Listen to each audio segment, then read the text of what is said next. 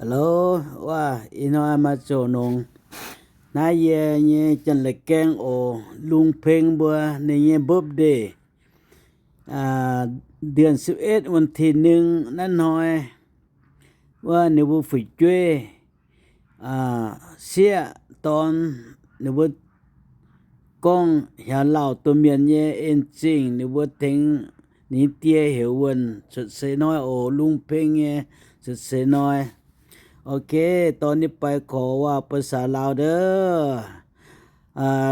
เดือน11วันที่1เด้ออันนี้เบิร์ธเดย์ของเวียงเด้อของลุงเพ่งเด้อเบิร์ธเดย์ได้70ปีเบิร์ธเดย์เด้อพี่น้องลูกสาวลูกชายเขาก็ดีใจว่าซอยพอเราเฮ็ดเบิร์ธเดย์ได้70ปีเบิร์ธเดย์เด้อนี่เขาก็บ่เบิ่งน้อยบ้องข้าเจ้าก็ไปกินนำวันดีได้ไปกินกับเพื่อนไอเวียงลุงเพงกับสมบูรณ์แดพวกเพื่อนพวกหมู่มีหลานมีพี่น้องมาหลายคนเด้อเต็มบ้านหมดดีเจแหละอันนั้นแหละของเบิร์ธเดย์ของหมอนี่เด้อลุงเพงนี่เด้อมานั่งอยู่พุ่นนี่ดีเจหลายพี่น้องทุกคนช่วยเฮาเบิ่งแดอันนี้เป็นเพื่อนที่ฮักมีกินบ่มีกินก็หาเป็นเพื่อนดีที่สุดหามาให้กินมีหยังก็ลิ้นนำการไปมาไปใส่กับหาเด้อดีใจแล้วพวกเฮาเป็นคนเมียนและเราก็จะมากับเขากินนำเข้าโอ้ยดีใจหลายคืนนี่เบิร์ธเดย์ของเพื่อนค่อยไอเวียงนี่ดีใจเด้อวันดีใจที่สุดแหละมื้อนี้ได้มากินข้าวนำกันกินข้าวกินน้ำกินเหล้ากินเบียร์กินสิ้นอันหยังก็มีหมดแหละลูกสาวเรากับลูกชายเขาก็ดีใจเฮ็ดของมาอันนี้หอยนี่แซ่บเลยหอยตัวนี้หอยขาวหอยแข็งโอ้แซ่บหลายกินแล้วมีวิตามินดีสุดเด้อพี่น้องของดีไม่น้อยเด้อพอได้มีเงินก็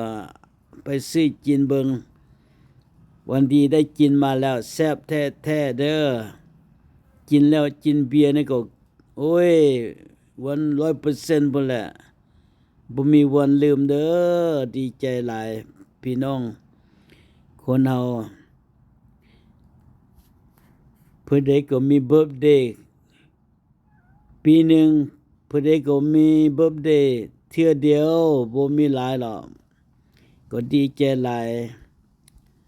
มีลูกมีหลานฮักพ่อฮักแม่เขาก็ช่วยเฮ็ดเบิร์ธเดย์ให้พ่อให้แม่ก็ดีใจแล้ว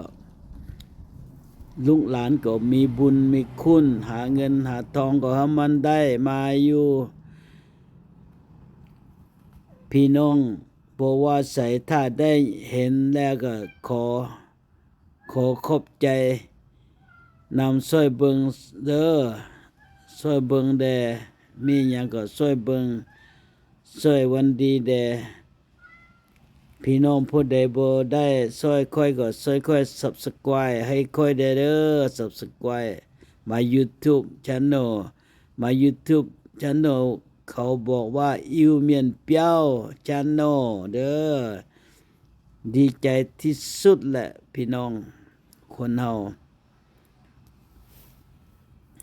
ว่าก็ว่าบ่หมด ความความที่ฮักแพงกัน เป็นเพื่อนเป็นหมู่กันบ่มีไผจะลืมได้เด้ออันนี้แหละไปช่วยมันเอิ้นเบิร์ธเดย์เพิ่นคอยเด้อเพิ่นคอย Lucky! Lucky, come here. You want all his grandkids? And Ebo, Ebo.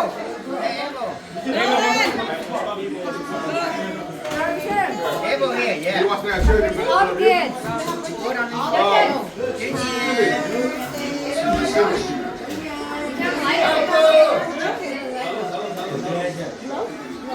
Where's his wife?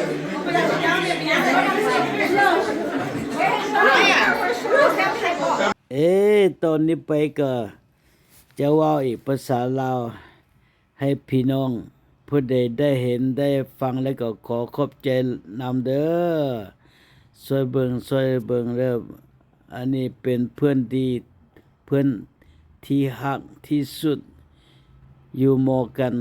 มีหยังกินก็เอิ้นกันไปกินนำกันเด้อขอขอบใจว่าบ่ว่าไผพี่น้องอยู่ทางใดมาช่วยเพื่อนอ้ายเวียงเอิ้นขวัญมัน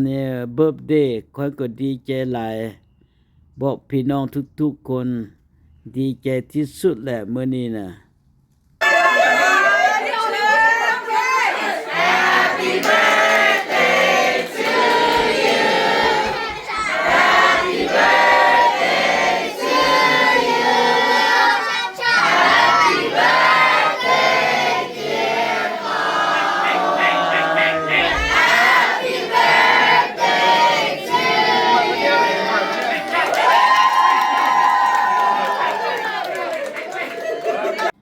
ต่อไปก็ว่าเป็นภาษาลาวเด้อบ่ว่าคนเมียนบ่ว่าคนลาวบ่ว่าสัตว์ใดดีใจนำช่วยเบิงช่วยวันดีเบิงYouTube ของวันดีเพราะว่าค่อยก็มีเพื่อนคนลาวดีที่สุดแหละผู้ฮักกัน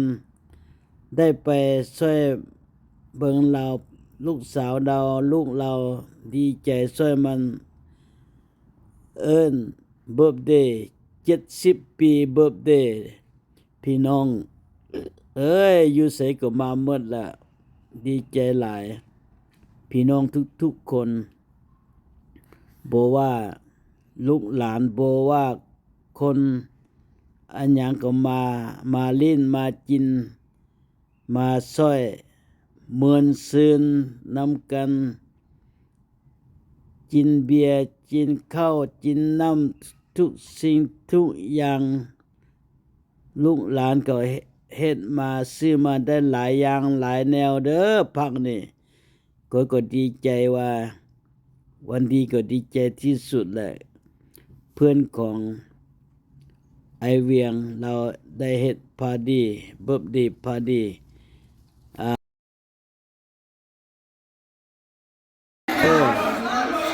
ดีที่สุดแหละลูกเราก็ฮักเราที่สุดมันมีช่วยเฮ็ดเบิร์ธเดย์ให้เขาให้พ่อให้แม่ลูกเราก็โอ้ยบ่โดนก็เขาหาเงินหาทองก็ได้ร่ำ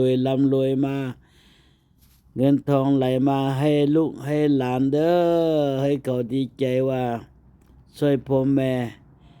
ได้เอิ้นขวัญแล้วเบิร์ธเดย์แล้วก็ดีใจทุกคนอันนี้เป็นน้องของอาเวียงเด้อนี่